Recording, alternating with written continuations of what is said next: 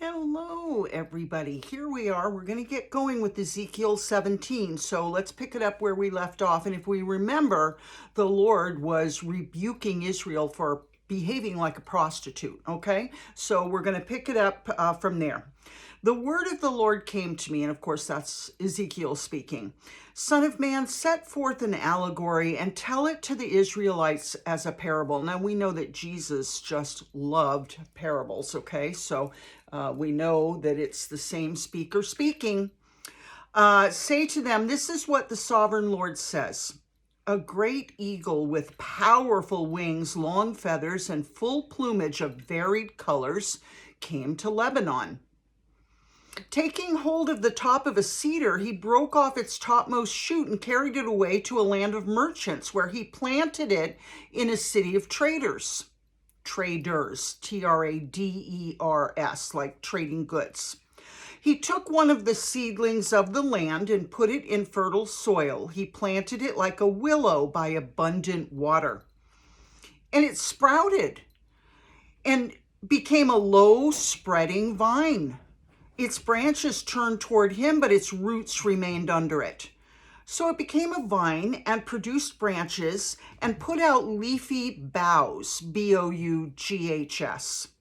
But there was another great eagle with powerful wings and full plumage. The vine now sent out its roots towards him from the plot where it was planted and stretched out its branches to him for water. It had been planted in good soil by abundant water so that it would produce branches, bear fruit, and become a splendid vine. Say to them, this is what the sovereign Lord says. Will it thrive? Will it not be uprooted and stripped of its fruit so that it withers? All its new growth will wither. It'll not take a strong arm or many people to pull it up by the roots. It's been planted, but will it thrive? Will it not wither completely when the east wind strikes it, wither away in the plot where it grew? Then the word of the Lord came to me. Say this to this rebellious people. Do you not know what these things mean? Say to them, the king of Babylon went to Jerusalem and carried off her king and her nobles, bringing them back with him to Babylon. Then he took a member of the royal family and made a treaty with him, putting him under oath.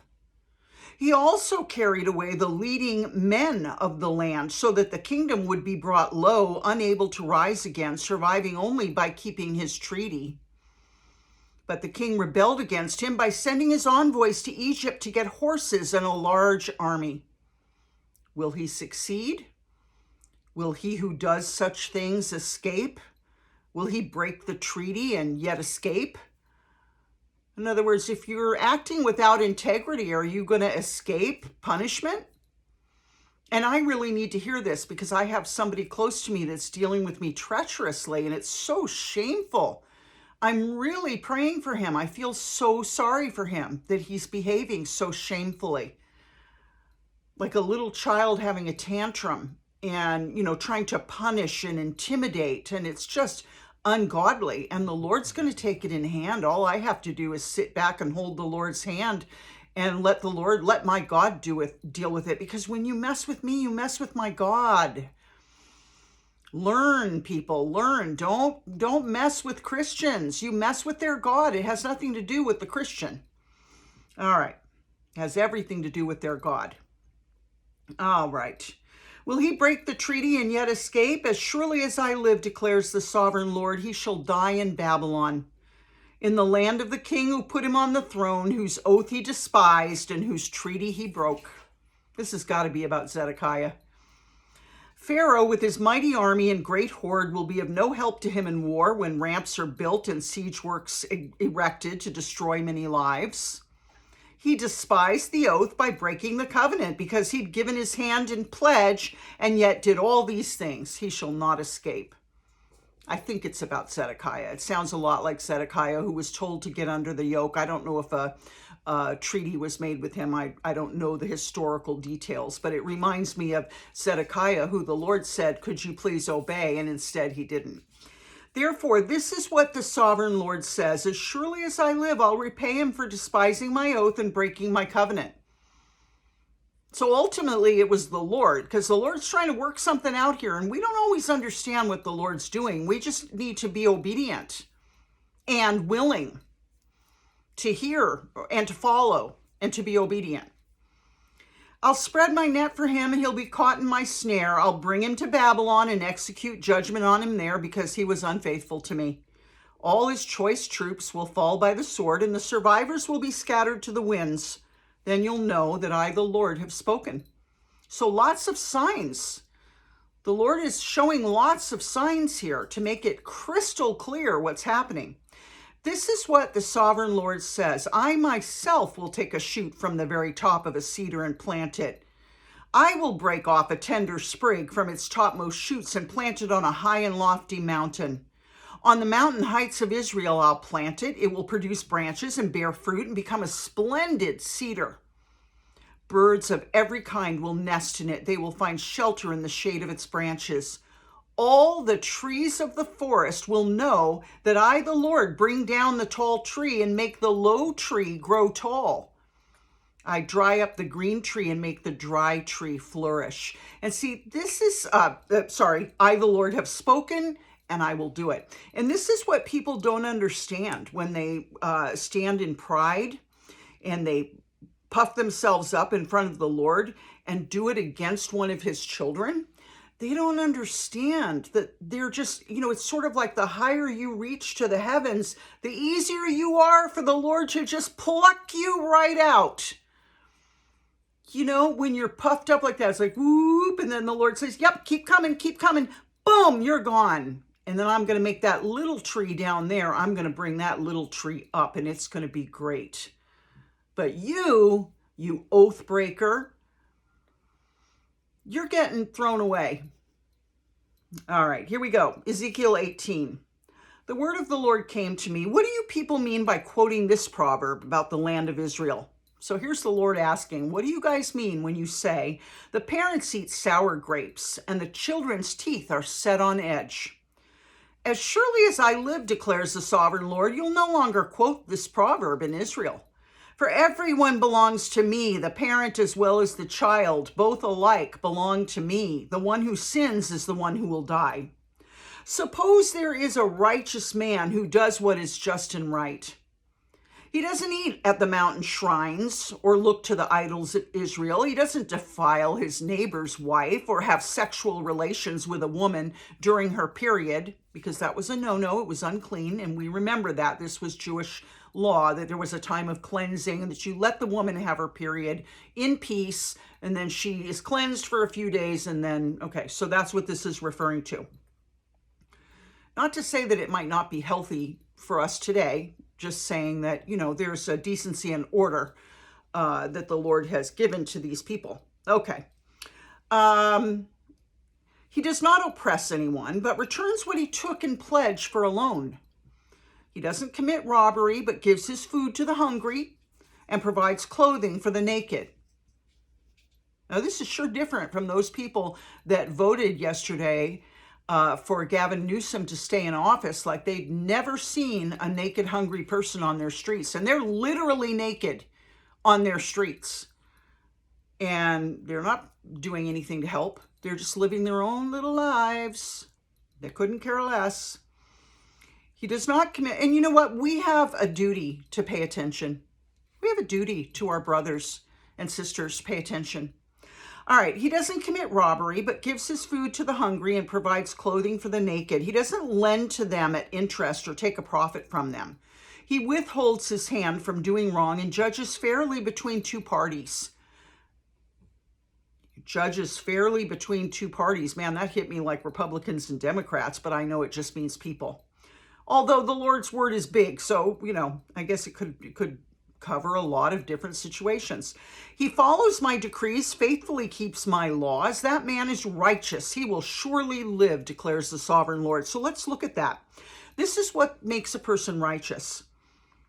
They don't eat at mountain shrines. They don't bow down to idols. Okay? They don't commit adultery with their neighbor's wife. I guess they don't have sexual relations with a woman during her period because it's a time of uncleanliness. He doesn't oppress anyone. Okay, if he has the power over someone, he doesn't oppress them. And I'm telling you, there's a lot of people out there who have power and oppress. He doesn't, he returns what he took in pledge for a loan. So he pays his loans. He doesn't commit robbery. He gives his food to the hungry. He provides clothing for the naked. He doesn't lend to them at interest or take a profit from them. So he doesn't use people that are helpless so that he can gain. He withholds his hand from doing wrong and judges fairly between two parties. He follows my decrees and faithfully keeps my laws. The man is righteous, he will surely live. Suppose he has a violent son who sheds blood or does any of these other things, though the father has done none of them. He eats at the mountain shrines. He defiles his neighbor's wife. He oppresses the poor and needy. Okay, so it's not mentioning having sex on the woman's period. So I guess that's not as important. It's sort of a side note. You know, I don't want to speak for the Lord. This was a command for the Jewish people, but it's funny it's not mentioning it here. He eats at the mountain shrines. He defiles his neighbor's wife. He oppresses the poor and needy. He commits robbery. He doesn't return what he took in pledge. He looks to the idols. He does detestable things. He lends at interest and takes a profit. Will such a man live? He will not. Because he's done all these detestable things, he's to be put to death. His blood will be on his own head.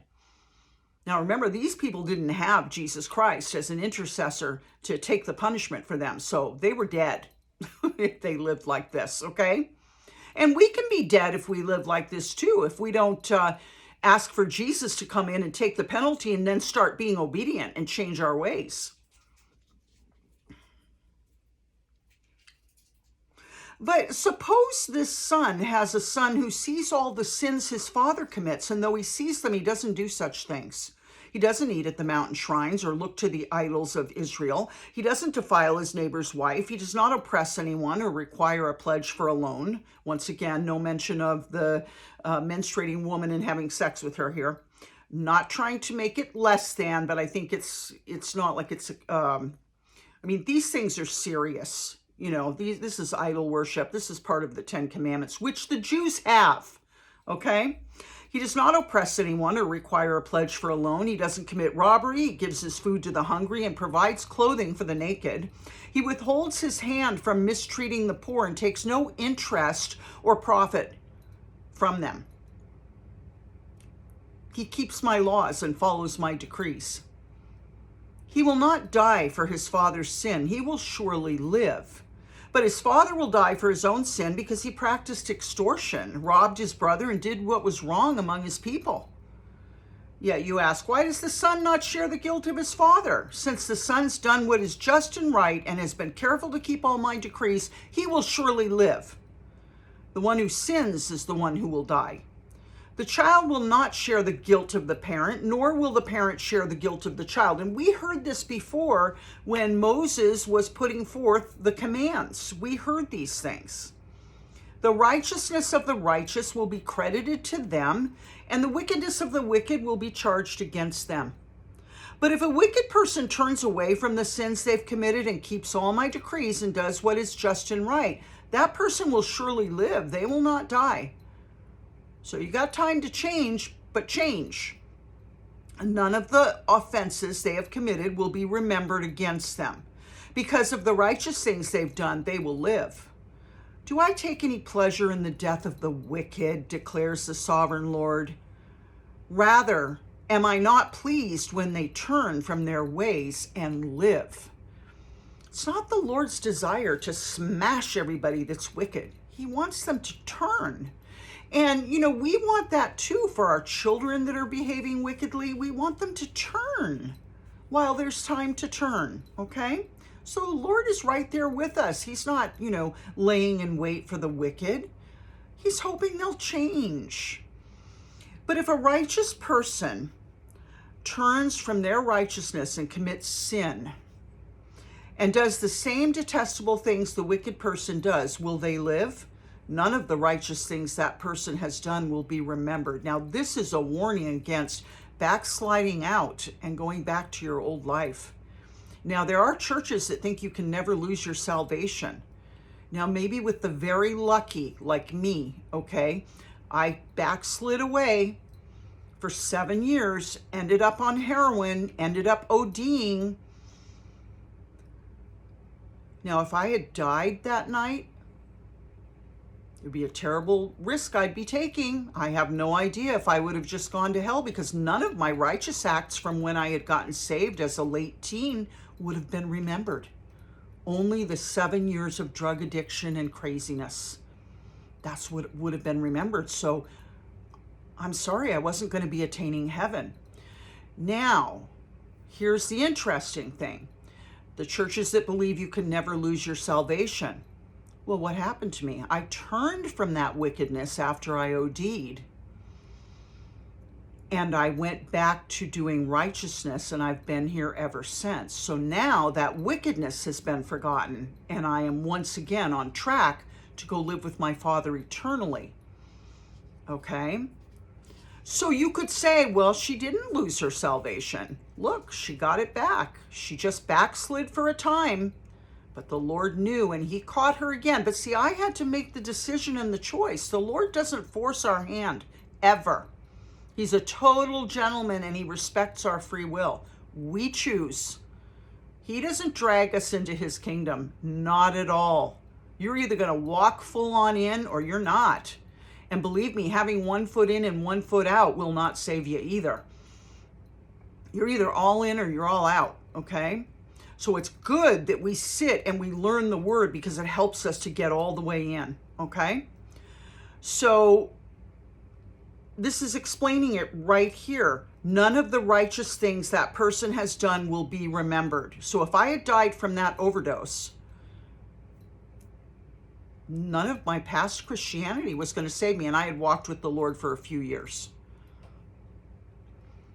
Because, and we can't risk having an experience like mine where I did come back to the Lord, okay? But people who backslide, they aren't promised an experience like that where they live through an OD and they get to choose again. That's not promised. That's just what happened to me. That's my story. I was very, very lucky. And I will tell you, I was warned. And I don't know if I told you this. It seems to me that I did. But I remember we were living at Metal Church, which is the name of the band, but it was originally the name of my house, because we used to have a joke about it, because we were all really big into heavy metal and all of the new breed that were coming out, Judas Priest and all these bands, okay?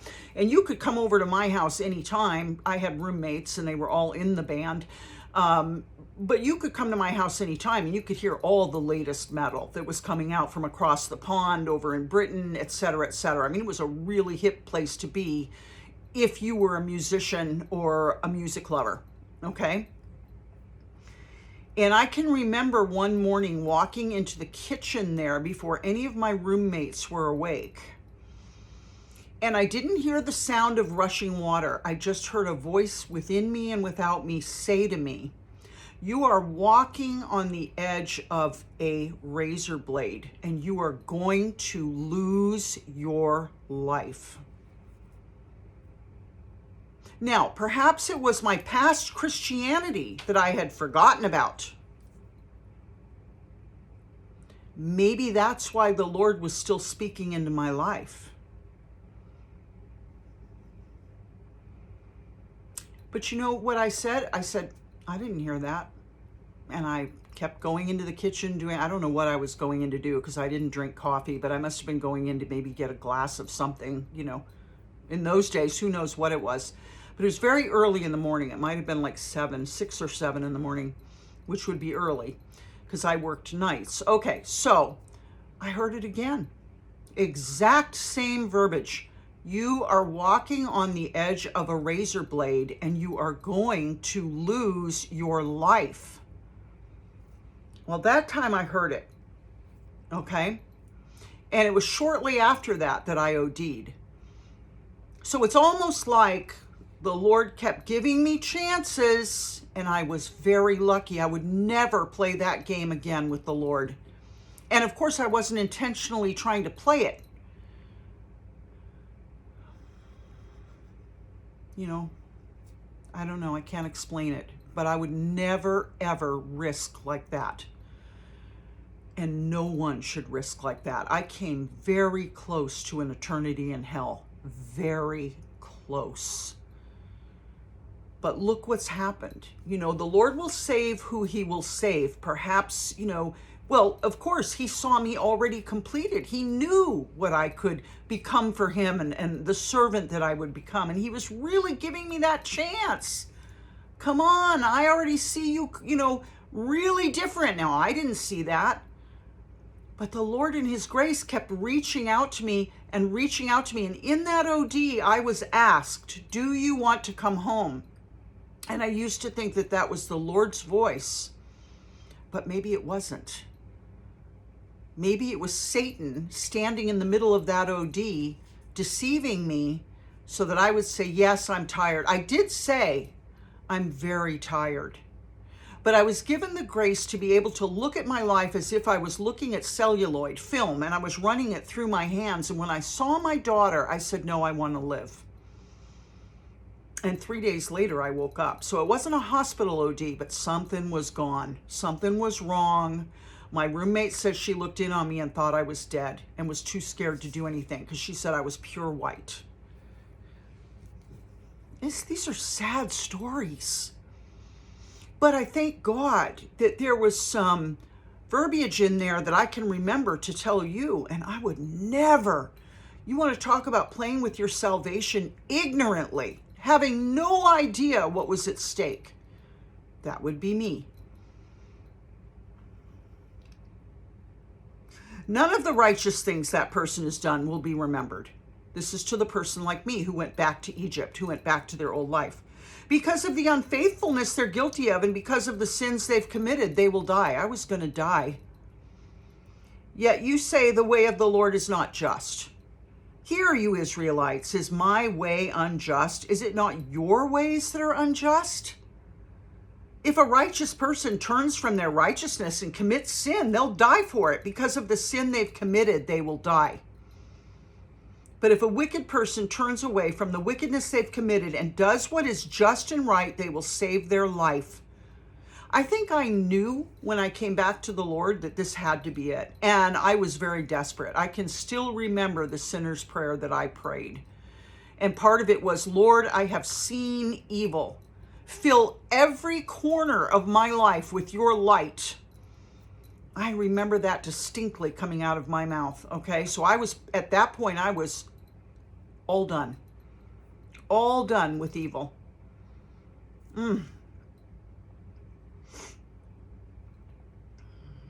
Because they consider all the offenses they've committed and turn away from them, that person will surely live, they will not die. And that's my testimony today. Yet the Israelites say, the way of the Lord is not just. Are my ways unjust, people of Israel? Is it not your ways that are unjust? Therefore, you Israelites, I will judge each of you according to your own ways, declares the sovereign Lord. Repent, turn away from all your offenses, then sin will not be your downfall. Rid yourselves of all the offenses you've committed and get a new heart and a new spirit. Why will you die, people of Israel? For I take no pleasure in the death of anyone, declares the sovereign Lord. Repent and live.